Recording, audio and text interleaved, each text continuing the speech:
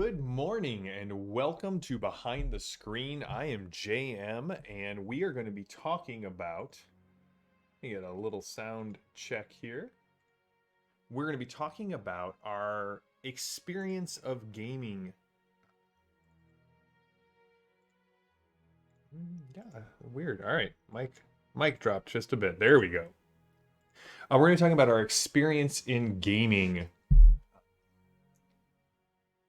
series. So Behind the Screen is a show. If you're new to the channel, thank you to everybody who's followed over the last couple of days. I know that our Deadlands game is becoming a very popular game for us. It's been a lot of fun to run. If you haven't checked it out last night, please do so. It was a lot of fun. We had a lot of combat, showing off how great Savage Worlds is at being fast and furious. Leslie himself, the huckster, Mr. Bob Crun, in the chat. Good to see you, Bob.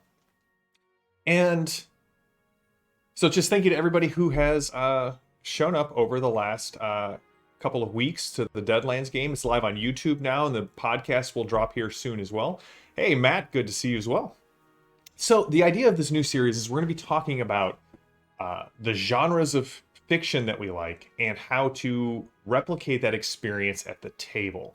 Hey, John, it's been great to have you in the chat. It's all you are my agent of chaos, and I thoroughly enjoy that.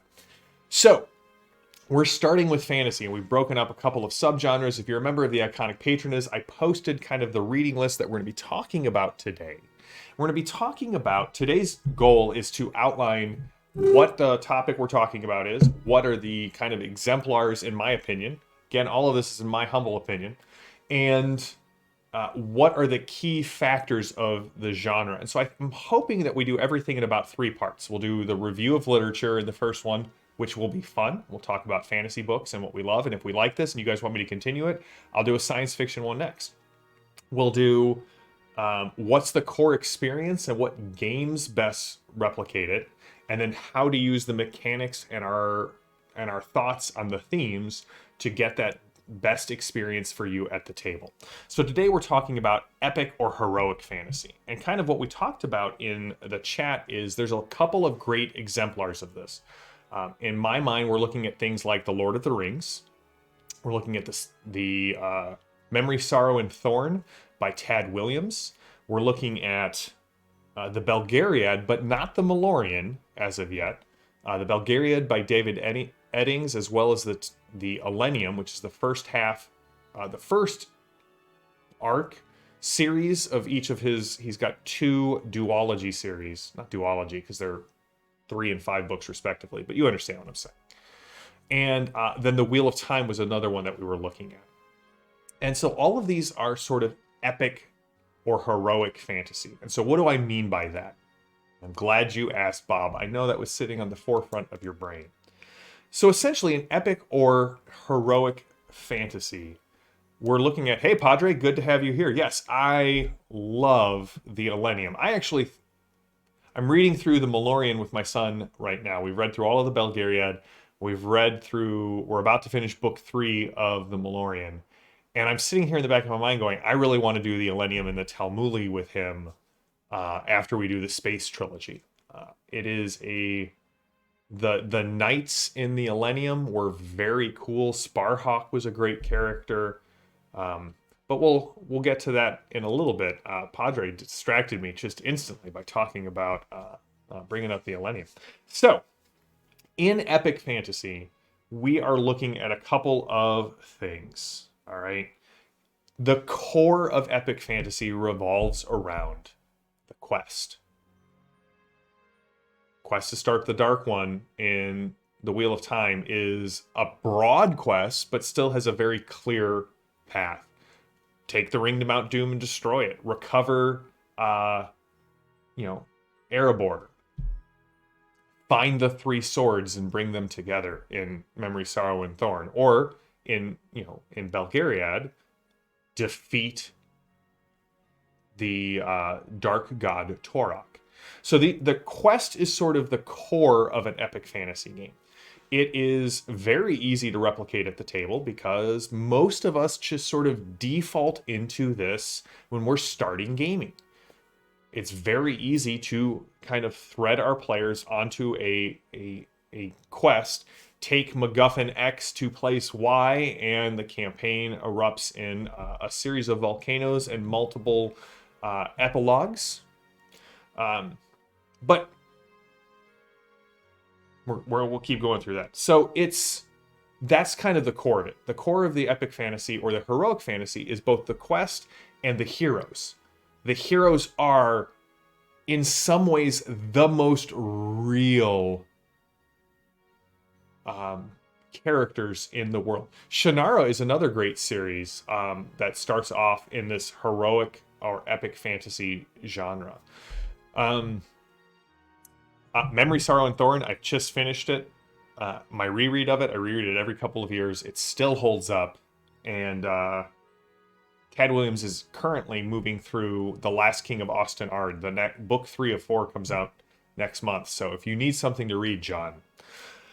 And so, yeah, like I said, the heroes are almost the most real characters in the story. We find they are the most well-developed. They are the most fleshed out. We get most of our point of view from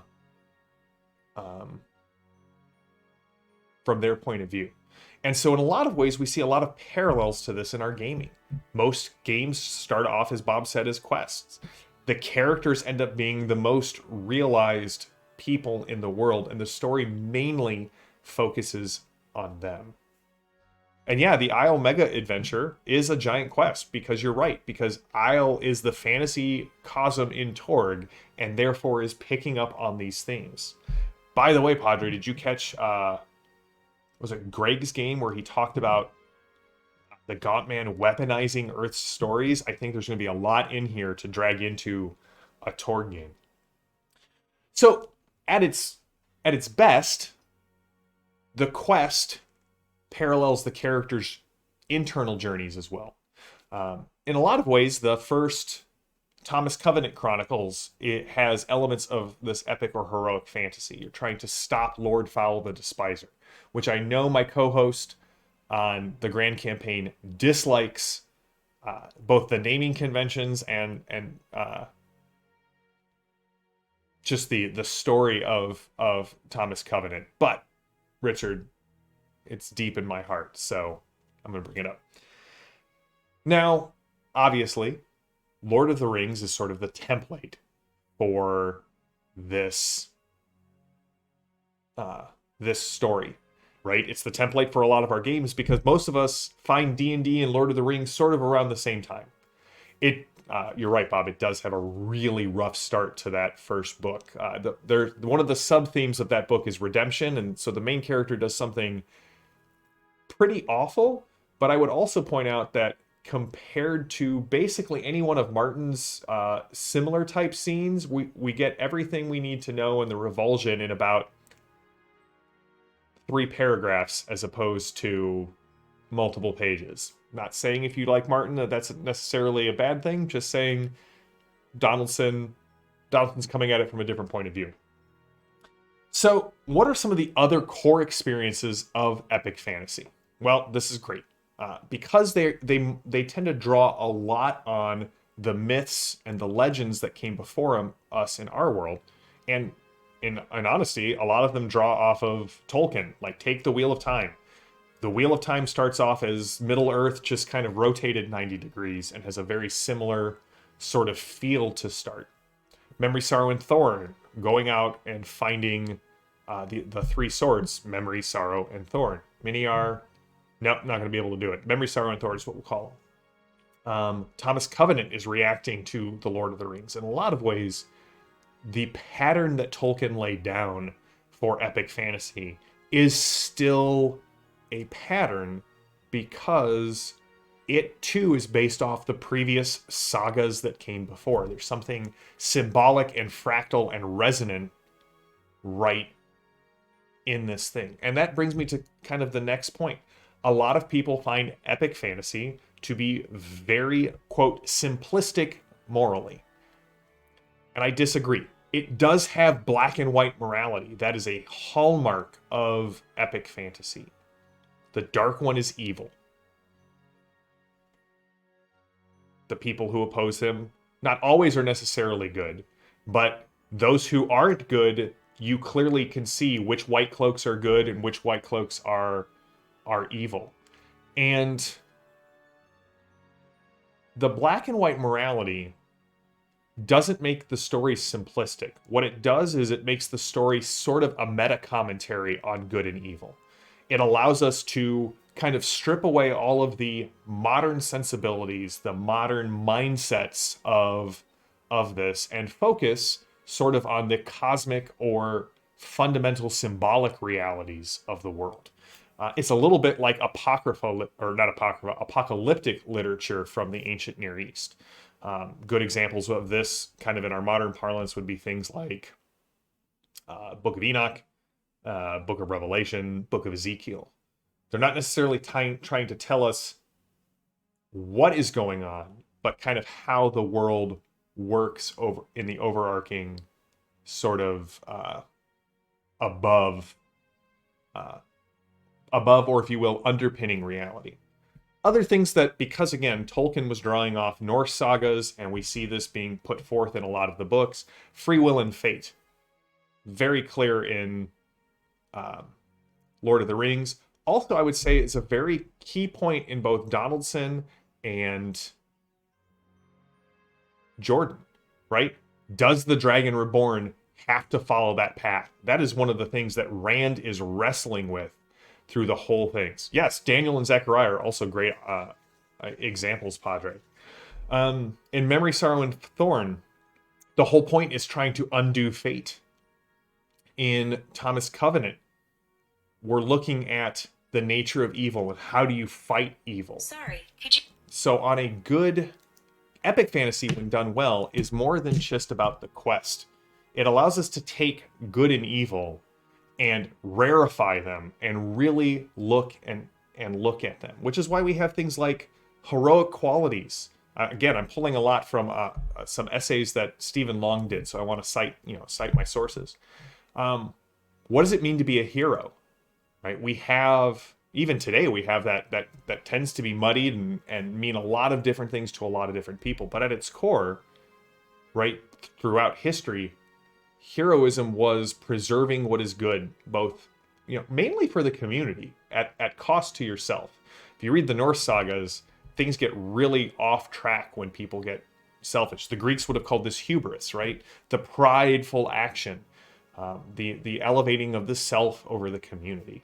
So these are all things that we see in epic fantasy. Another thing, because of the quests are, right, there is nothing less than the fate of the entire world on the line in an epic fantasy story. Sauron gets the ring, it's all over. If the Dark One escapes its prison, not only is it all over for our heroes, but the wheel has stopped. Everything is done. If Lord Fowl breaks free of the Ark of Creation, or the Arch of Time, creation itself is destroyed. And in Memory, Sorrow, and Thorn, for those of you who haven't read it, I'm going to be kind of circumspect. If the Storm King's plan comes to fruition, all mankind will become under the yoke of the Storm King. And I'm sure you're all thinking of other great examples of epic fantasy tales. Things like Lord Dunsany. Right, you throw a rock at the fantasy section at your favorite local bookstore and you will hit epic fantasy.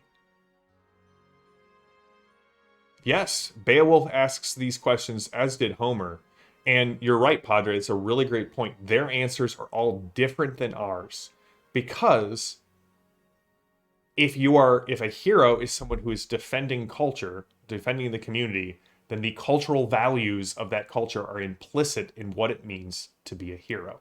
So take, for example, the difference between the Greek demigods and the Semitic demigods.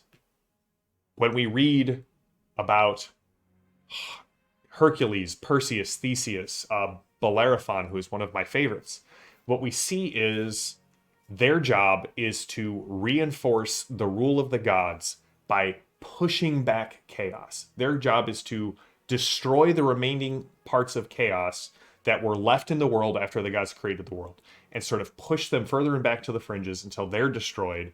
And then, according to Hesiod, the last remnants of chaos were sort of the demigods, which is why the Trojan War happens, because once all the monsters are defeated, the last monsters are the heroes, and they get wiped out at Troy. Whereas Gilgamesh, the demigod, is really about submitting to the hierarchy and the authority and the rules that the gods have put in place. They act as a mediator between the gods and men, thereby reinforcing what the gods have done. So, in both cultures, they kind of get to the same point, but by very radically different ways. Gilgamesh by submitting to the fact that he is mortal and will never be immortal, and therefore, in his mortality, finds what it means to be a good king. Whereas Hercules goes off and, does his 12 labors, generally spends his life fighting against himself. So what are some, when we get into Thursday, we're going to talk about some mechanics that reinforce this. And I promise controversy, because I'm going to basically insist that alignment is a key factor in replicating epic or heroic fantasy. So I assume there will be some sort of controversy around that, because I'm a huge fan of alignment. But we'll get to that on Thursday. Other things that kind of help in epic fantasy, notes to touch and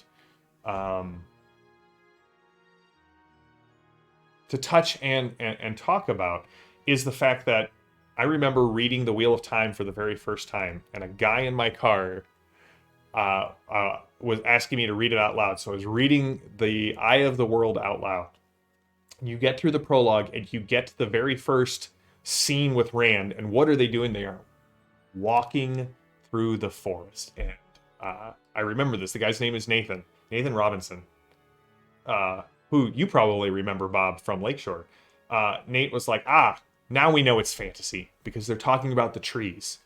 Yes, the natural world is a huge part of epic and heroic fantasy. What is the land that you are traveling through? Because the land, especially in Donaldson, the land is a character in and of itself. It is up there with the heroes, in how well it is defined. If you like rich, detailed worlds, and you are a world builder, which, Matt, I know you are, epic and heroic fantasy fits into this, because you get these layers of history that are very important to the story. I tried to do that. You'll see a lot of that, Padre, in the new... Padre asked in the chat today, was I able to bring out some of these cultural differences in Jackals? I hope they came through, is I guess what I'm trying to say. The next book that's coming out for Jackals is coming out in November. It's called Travelers on the War Road, where we really dig into the cultures. And I hope that came across, where the Melkonis see their gods as stewards, whereas the Ger... they interact differently with their gods, and hopefully you can see the reinforcement of these ideals. I tried to be more implicit than explicit, and we'll see if I succeeded. Another fun fact, Padre, is the intersection of the Semitic ideal and the Greek ideal. The Lord of I love this podcast called The Lord of Spirits. They have a reoccurring phrase that they keep saying, which is we tend to view the Greeks as the first Western culture, but they're also sort of the last Semitic culture that comes about. But the intersection of those two cultural ideals and what the role of the hero is dovetail nicely in the stories of King David. Because if you read through the stories, and you read through all of the genealogies and all of the name lists, which I know are everyone's favorite part of the Old Testament, what you find out in Chronicles 1 is, David is a giant slayer, but not just him. His mighty men of valor end the last of the giants in the region. If you go through and they're like, and this guy went over to this valley and fought a bunch of giants and ended them. So you have sort of the Greek ideal of the destruction of chaos. But also, it's very clear in the story of like David and Goliath that it's not David who kills Goliath. David is submitting to a power greater than his. And that is what is allowed to put forth. David becomes the mediator between Yahweh and the people of Israel, eventually setting up the ability to build the temple. So, Bob, I will get that Patreon started. We should do that. I will, if you want, I will write that, and you can totally draw that. That's our new Patreon idea right there. The Mighty Men of Valor. And we also need to do Shamgar, my favorite judge. The only thing we know about Shamgar is he killed 300 men with an ox goad, and he reigned in Israel for, some amount of time. So anyway, the other thing that Epic Fantasy Experience does well is the zero to hero. The boy who picks up his sword, his father's sword, and becomes the Dragon Reborn.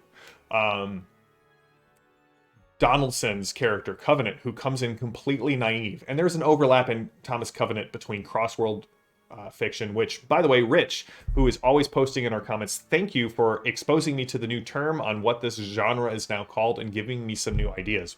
I always enjoy your comments, and I enjoy interacting with them. So, as we go forward, we also have this interaction of, again, like I said, the zero to hero, the naive or the weak character who eventually becomes the hero. Simon is a kitchen boy, but he ends up as king.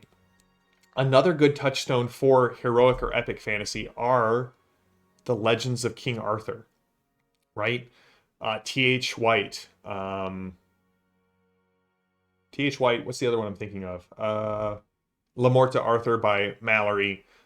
Because Arthur's stories are heroic in nature. They're epic in nature. They're the young man who comes from essentially nothing and becomes king. Thanks, JD, for posting that Patreon link here in the chat. Yes, the Chosen One trope has become... It's really difficult to talk about it without getting a certain bit of cynicism in that. I agree. But what's interesting about the epic fantasy is, out of the ones that I've mentioned,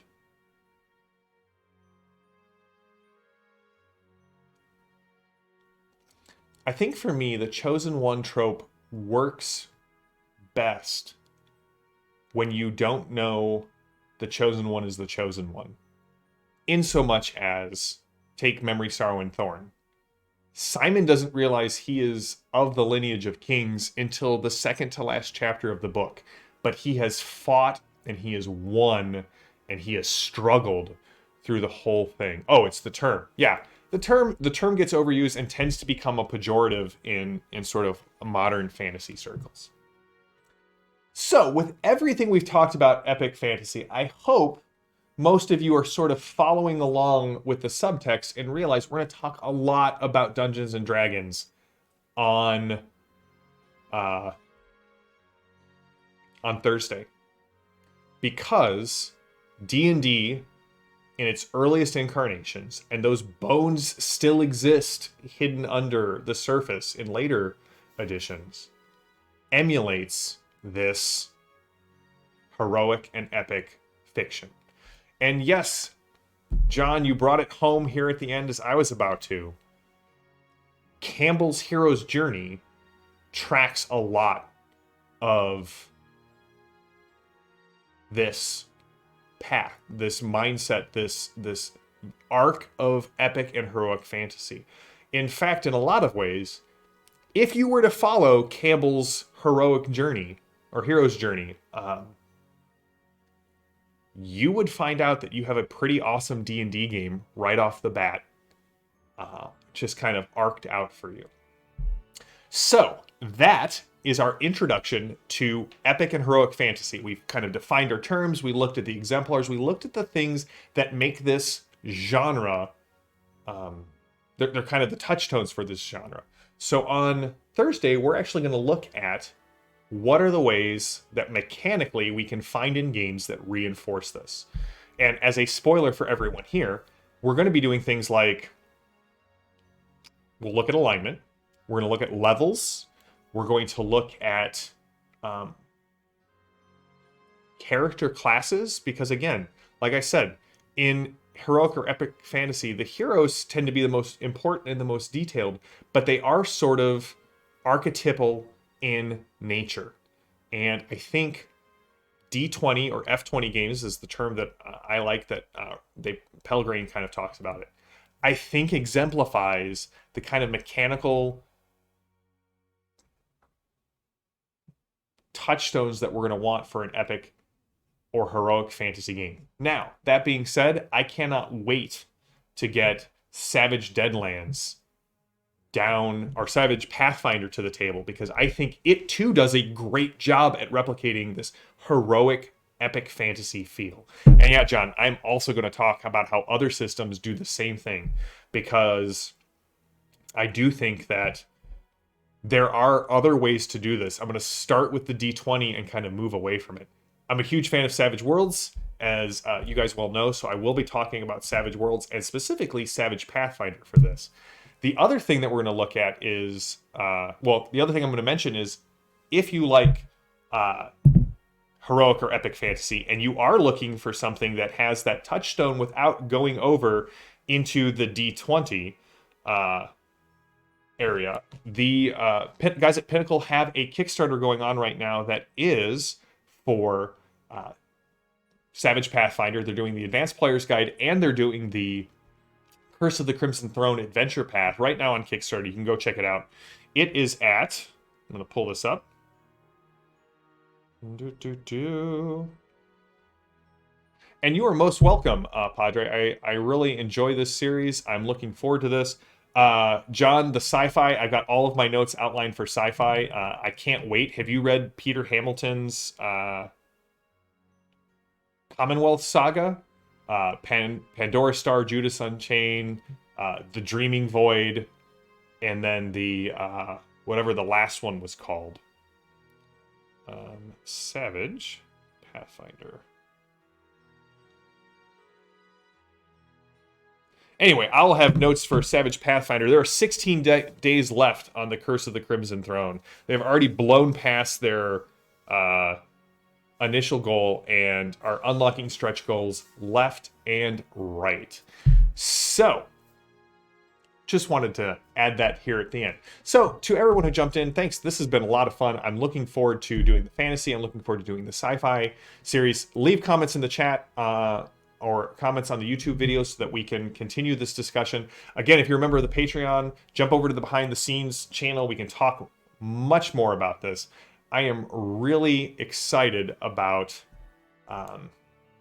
this series. We'll be back on Thursday with more Behind the Screen, and that's it for this week for Iconic. We got a pretty low-key week. Remember, there's no Torg tonight because we are off this week, but we will be back next Tuesday. We're taking Monday off from Deadlands on the 4th, and then on the 5th, we will be back with more of the Infernus Gamble. And as John just pointed out, if you're watching this video tonight, instead of watching Torg, jump over to the Pinnacle Entertainment Group's Twitch channel and check out the conversion. There's going to be guys on the Pinnacle chat who are talking about the conversion of Pathfinder to Savage Worlds, and that should be a great one. Ooh, we will have to talk about David Drake's series when we get to the sci-fi. I'm looking forward to it.